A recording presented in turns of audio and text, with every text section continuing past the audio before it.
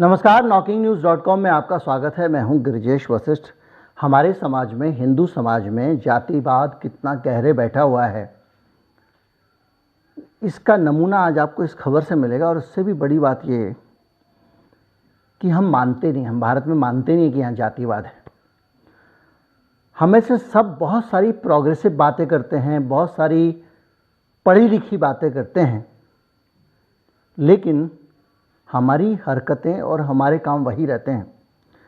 लेकिन जब public discourse में आते हैं तो हम बड़ी बातें करते हैं, लेकिन पब्लिक डिस्कोर्स में भी अगर आप जातीय उत्पीड़न के पक्ष में खड़े हो जाएं, जातीय उत्पीड़न का समर्थन करने लगें, तो चौंकने वाली बात होती है। हिंदू राइटिस्ट एक से एक कमाल दिखा रहे हैं पूरी दुनिया में, और आज की खबर इसी बारे में है। हम लोग कहते हैं कि हिंदुओं में अब जातिवाद रहा कहाँ, हमारे समाज में जातिवाद रहा कहाँ, अब जातिवाद नाम की चीज़ नहीं है। 70 साल के निरंतर जागरूकता अभियान, अलग अलग तरह की समझ पैदा करना, सबको समान अवसर देना और आपको एक ही दफ्तर में बैठ के काम करने को मजबूर करना, किसी की जात पूछने पर दंडित करना और आपको बगैर ये जाने कि सामने वाले की जाति क्या है उसकी सुविधाएं लेना, ये सिखाया गया 70 साल में। और उसके कारण एक जो बड़ा शहर का अर्बन जो भारत है, जो लोगों को घर से नहीं जान रहा है, उसके प्रोफेशन से जान रहा है, वो काफ़ी हद तक जातिवाद से मुक्त है। लेकिन उसको ये ऐसा लगता है, उस शहरी व्यक्ति को, कि पूरी धरती पे अब जातिवाद खत्म हो गया है, क्योंकि मैं भी जब चाय पीता हूँ तो चाय वाले की जाति नहीं पूछता हूँ। लेकिन आज जो खबर है वो बहुत चिंताजनक है। जातिवाद को लेकर किस तरह की बातें हो रही हैं, और कम से कम भारत की छवि अमेरिका में इसके कारण किस तरह प्रभावित हो रही है। कहीं मत जाइए, चैनल को सब्सक्राइब कर लीजिए। मैं अभी हाजिर होता हूँ।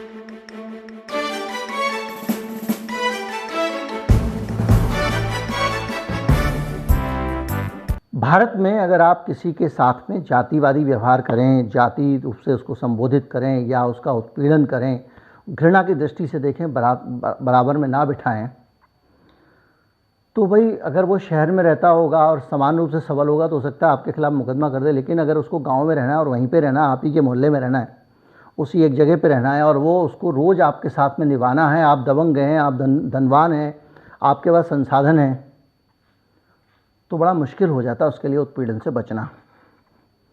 और ये जातीय उत्पीड़न जो हमारा भारत का, हिंदू समाज का जो जातीय उत्पीड़न है, ये विदेशों में भी चला गया है। और हालत ये है कि पूरी दुनिया में जातीय उत्पीड़न को लेकर चिंताएं हैं। मैं आपको कुछ उदाहरण देता हूं। 2020 में, अभी 2 साल पहले की बात है, एक ऐसा केस आया जिसमें कि एक कंपनी है, उसमें कास्ट के आधार पर, जाति के आधार पर भेदभाव किया जा रहा था कैलिफोर्निया में। और इसको, मामले को सिविल राइट्स डिपार्टमेंट में दाखिल किया गया, और सिस्को जैसी बड़ी कंपनी को एक एम्प्लॉई ने उसको चैलेंज किया और उसके खिलाफ कार्रवाई हुई।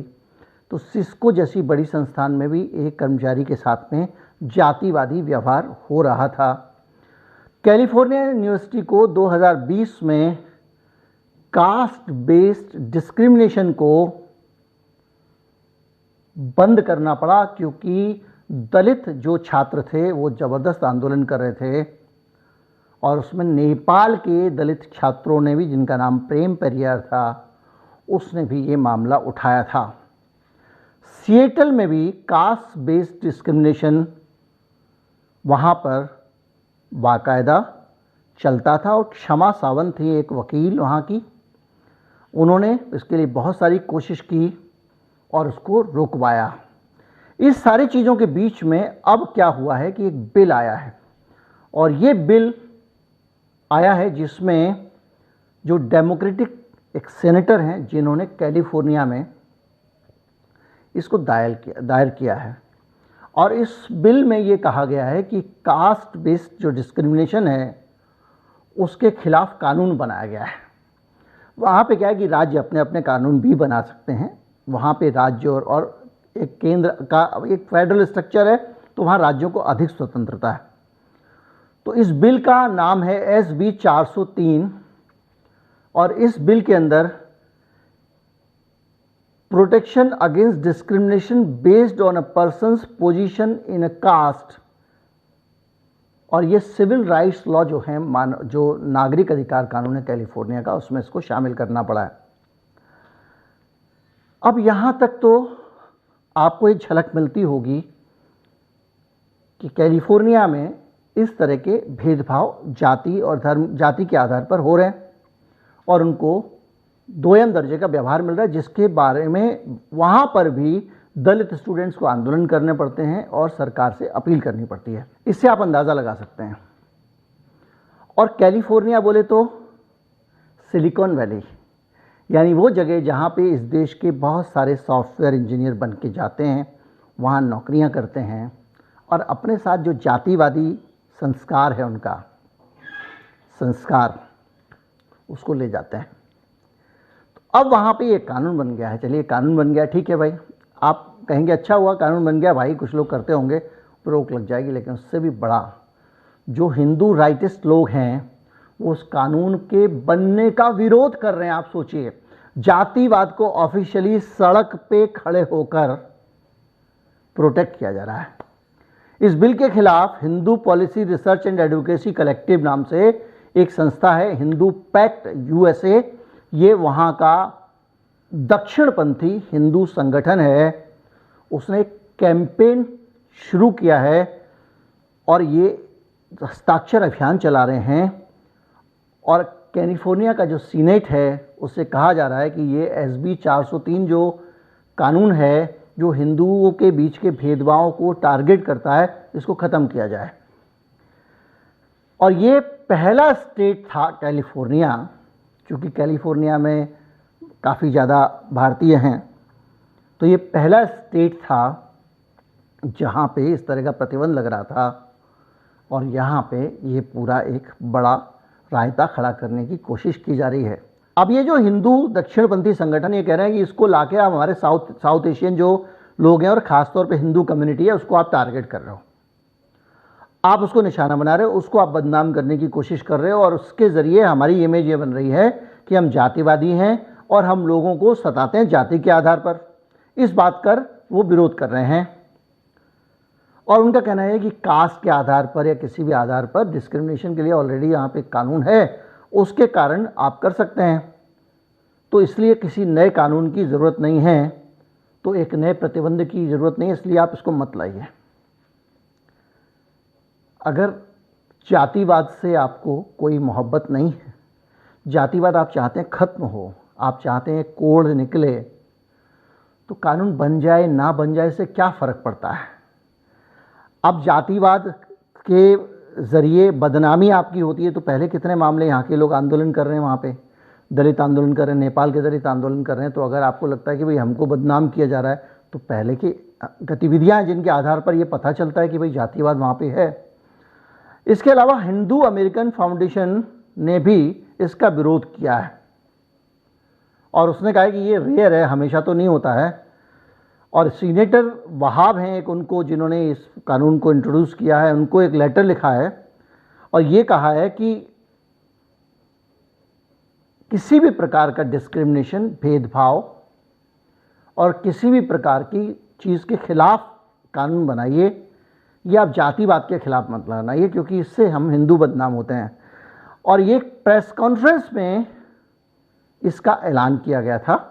अच्छा, जो सीनेटर हैं जो इस कानून को लेकर आ रही हैं, वो खुद भी इसका शिकार हो चुकी हैं और वो कह रही हैं कि वो इससे बड़ी अच्छी तरह से परिचित हैं, फैमिलियर हैं।